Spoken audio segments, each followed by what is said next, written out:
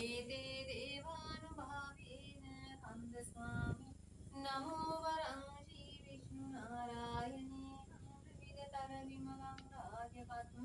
अवतारं श्रीमन्हंसावतारं हरिहरसुरसहदेव देवं नमामि पद्मासनश्वेतदेवी परब्रह्मस्वरूपिणि परमेश जगन्मातया महालक्ष्मी नमस्तुते ॐ श्रीराम ईश्वर ब्रह्म सुरेन्द्र साग्रदिष्टिवाहनगनाथ नवग्रह दिष्टिवावा श्री विष्णु आनंद बहिरवाली दिष्टिगंगे कियन देवता उन्मහන්सेला हतरदिना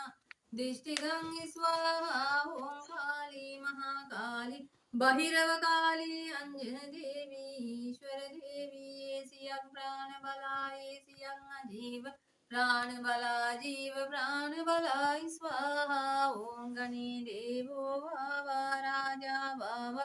अय्यनायक देवो भावा विष्णुदेवो भावा कदरगम देवो भावा पंदिनी देवो भावा काली देवो भावा गिनि कुडुंब